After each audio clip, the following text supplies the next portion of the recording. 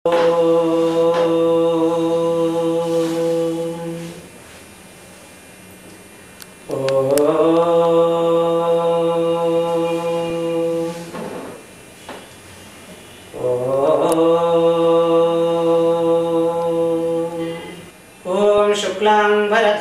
विष्णुं शशिवर्णं चतुर्भुजं प्रसन्नवदनं ध्यायेत् सर्वविघ्नोपशान्तये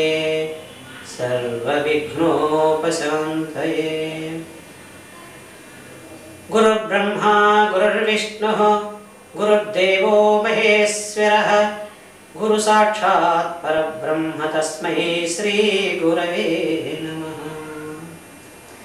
विद्यया तपसा चैव हुतात्मा यति पुङ्गवः स्वामी विद्याप्रकाशाख्यो गुरुर्विजयतेतरा।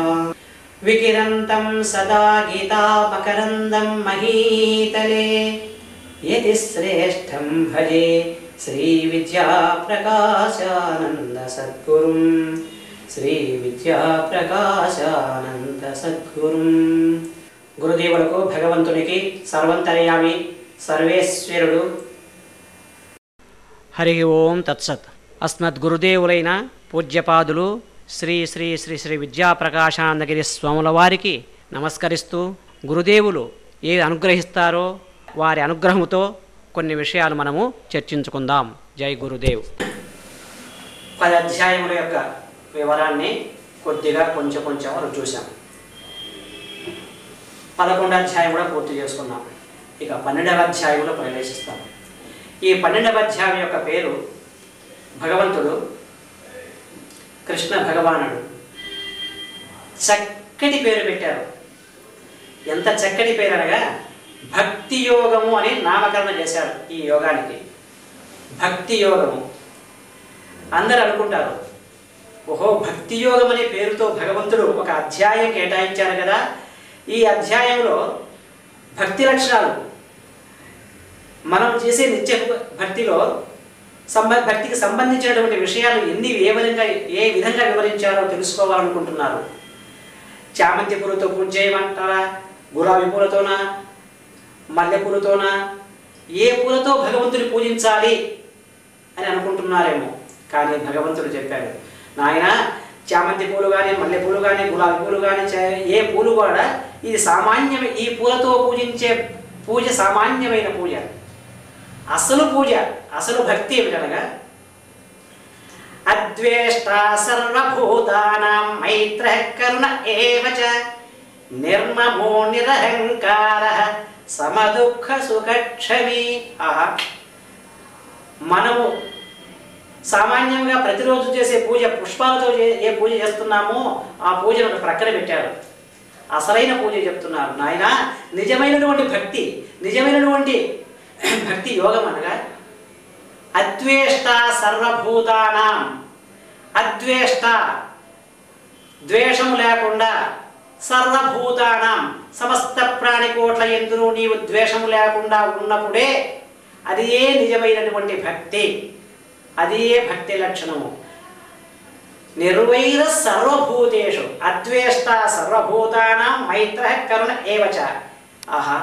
అద్వేష్ట ద్వేషము లేకుండా ఉన్నప్పుడే అది నిజమైనటువంటి పూజ. ఇక భక్తి లక్షణాల గురించి వివరిస్తూ ఒక మహాత్ముడు చెప్తున్నాడు, నాయన భగవంతుడికి ఏ పుష్పాలతో పూజించాలంటే ఏ పుష్పాలతో భగవంతుని పూజించాలి అన్నటువంటి దానికి సమాధానం ఒక భక్తుడు కొన్ని పుష్పాలు చెప్తున్నాడు. ఆ పుష్పాలు ఏమిటంటే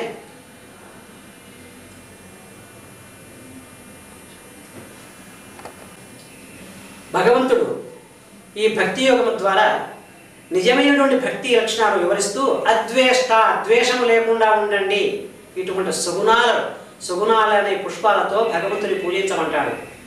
ఒక మహాత్ముడు చెప్తాడు, అహింస ప్రథమం పుష్పం పుష్పమింద్రియ నిగ్రహ సర్వభూతదయా పుష్పం క్షమా పుష్పం విశేషతః శాంతి పుష్పం తథ పుష్పం ధ్యాన పుష్పం తథైవ చ సత్యం అష్టవిధం పుష్పం విష్ణు ప్రీతికరం భవేత్. ఆ భగవంతునికి ప్రీతికరమైనటువంటి పుష్పాలు ఇవేట. ఏవి? అహింస ప్రథమం పుష్పం. అహింస, హింస లేకుండా ఉండు, ఎవరిని బాధ పెట్టవద్దు, ఎవరిని ద్వేషించవద్దు, ఎవరిని హింసించవద్దు. ఇది ఏ నిజమైనటువంటి పుష్పము. ఇటువంటి అహింస అనే పుష్పముతో భగవంతుని పూజించమంటున్నాడు. భగవంతుడు సంపాదించి, భగవంతుడు ఏర్పాటు చేసి, భగవంతుడు సృష్టించినటువంటి పుష్పాన్ని భగవంతుడికి సమర్పించిన సామాన్యమైన పూజ, కానీ విశేషమైన పూజ కాదు. అద్వేష్ట, సర్వభూతానాం సమస్త ప్రాణికోట్ల యందు అద్వేష్ట, ద్వేషము లేకుండా ఉండుటే నిజమైనటువంటి పుష్పము. అటువంటి పుష్పమే నాకు కావాలి. అదే ప్రీతిపాత్రమైనటువంటి, ప్రీతికరమైనటువంటి పుష్పము అన్నాడు. కాబట్టి మనం ఇటువంటి పుష్పాలతో పూజించాలి. అదే నిజమైన భక్తి. భక్తి లేకపోయినతో, భక్తి లేకుండా అనిపిస్తుంటారు. ఏదో ఉన్నాయి కదా, ధనం ఉంది, కొబ్బరికాయలు కొడతారు, నైవేద్యం ఇస్తారు, 1 టన్ను పుష్పాలతో పూజిస్తే పుణ్యం వస్తుంది అనుకుంటున్నారు. భగవంతుడు సంతోషిస్తాడా? సంతోషిస్తాడా? సంతోషించడు. దానికి ఒక చక్కటి ఉదాహరణ మద్గురుదేవుడైనటువంటి పూజ్యపాదులు శ్రీ విద్యా ప్రకాశానంద స్వాముల వారు చక్కగా ఇటువంటి విషయాల గురించి హృదయానికి హత్తుకునే విధంగా చెప్పేవారు. నిజమైనటువంటి భక్తి ఎటువంటిదో, భక్తి లేకుండా నువ్వు ఏమి సమర్పించినా ఉపయోగం లేదట. దాని గురించినటువంటి ఉదాహరణ శ్రీ స్వామి వాళ్ళు ఇలా చెప్పారు. ఒక భక్తుడు భగవంతుని ప్రార్థిస్తున్నాడట. ధ్యానం చేశాడు, ప్రార్థన చేశాడు. ఆ ప్రార్థన చేస్తున్నప్పుడు సరే ఏదో ప్రార్థన చేశాడు కదా భక్తుడు అని చెప్పి ప్రత్యక్షమయ్యాడట.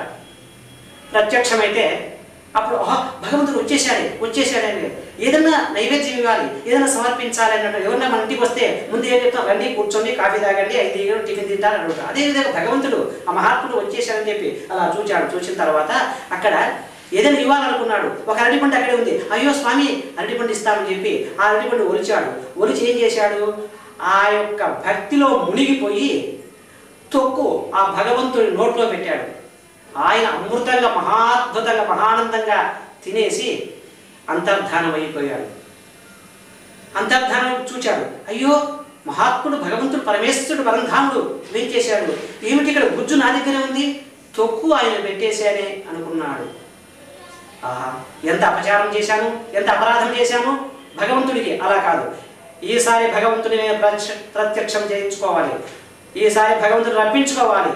అప్పుడు నేను ఈ తప్పు తిరిగి చేయకూడదు అని ఒక గెల అరటిపండు తెప్పించి రిహార్సల్ చేశాడు, ప్రాక్టీస్ చేశాడు. ఒకవేళ భగవంతుడు వస్తే, ఆయన ఎదురుగుండా ఉంటే, నేను అరటిపండు ఇలా తీసి గుజ్జును చేతపట్టుకుని గుజ్జును మాత్రమే భగవంతుని సమర్పిస్తాను, తొక్కును పారేస్తాను అని ఈ విధంగా కొంత ఎక్స్పీరియన్స్ అని కొరకు కొంత రిహార్సల్ చేశాడు. సరే, మరి భగవంతుని ఇక గెల దగ్గరే పెట్టుకున్నాడు. ఈసారి భగవంతుడు రప్పించుకుంటానన్నాడు, ప్రత్యక్షం అవుతాడు అనుకున్నాడు. సరే, భగవంతుడు ప్రార్థన చేశాడు, ధ్యానం చేశాడు, తపస్సు చేశాడు. ఆ చివరికి భగవంతుడు ప్రత్యక్షమయ్యాడు. ఆ ప్రత్యక్షమైన తర్వాత ఇక వెంటనే స్వామి వచ్చేసారా ఇదిగో అని చెప్పేసి, ఇక ఇదిగో అరటిపండు, ఇదిగో తొక్కు, ఇదో తోలు అని చెప్పి చక్కగా విడదీసి తొక్కును పారవేసి గుజ్జును సమర్పించబోయాడు. ఆయన ఏం చేశాడు? ఇసిరి అవతల పారేశాడు. ఆ గుజ్జును తినకుండా తిరస్కరించేశాడు. నమస్కారం చేసి, స్వామి అపరాధం క్షమించండి, ఆనాడు ఆ రోజు మరి తొక్కునిస్తే ప్రేమగా స్వీకరించారు, ఈరోజు గుజ్జునిస్తే పారేస్తున్నారు స్వామి అంటే ఆయన అంటారు, స్వామి అయ్యా, ఆ రోజు నీవు నాకు తొక్కు ఇచ్చినప్పటికీ కూడా నీ మనస్సు ఎక్కడ నాలో లగ్నం అయిపోయినది, ఆ తొక్కు రోజు లగ్నం అయిపోయినది.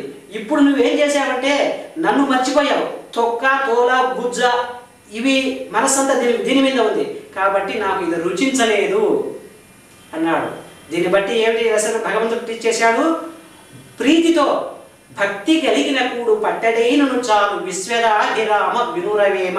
ప్రీతితో, ప్రేమతో, భక్తితో అంత ఇచ్చినా కొంత ఇచ్చినా అనంతమైపోతుంది. కాబట్టి అదే నిజమైనటువంటి భక్తి. కాబట్టి మనం అద్వేష్ట, సర్వభూతానాం సమస్త ప్రాణికోట్ల యందు ద్వేషము లేకుండా ఉన్నప్పుడే మనము చేయు భక్తి భగవంతుడు సంతోషిస్తాడు. అదే నిజమైన భక్తి. ఈ భక్తి యోగంలో ఇంకా చాలా విషయాలు చెప్పుకొని వచ్చేసాడు. ఇక నెక్స్ట్ అధ్యాయాన్ని ప్రవేశిస్తాం. 12 అయిపోయినా 13 క్షేత్ర క్షేత్రజ్ఞ విభాగ యోగము. క్షేత్రము, క్షేత్రజ్ఞుడు, విభాగము, అది చాలా ఇది కొంచెం కాలేజీ కోర్సు. ఇక్కడ నుంచి college course, elementary course, high school course, college course. భగవద్గీతగా భగవంతుడు మూడు భాగాలు చేశాడు. 6 అధ్యాయం, మొదటి 6 అధ్యాయములు ఎలిమెంటరీ, తర్వాత భక్తి, చివరి 6 అధ్యాయం కాలేజీ కోర్సు కింద మనము ఏర్పాటు చేసుకున్నాం. తర్వాత ఇప్పుడు 13 క్షేత్ర క్షేత్రజ్ఞ విభాగ యోగము. ఇది చాలా కాలేజీ కోర్సు, కొంచెం టఫ్ సబ్జెక్ట్. ఆ తర్వాత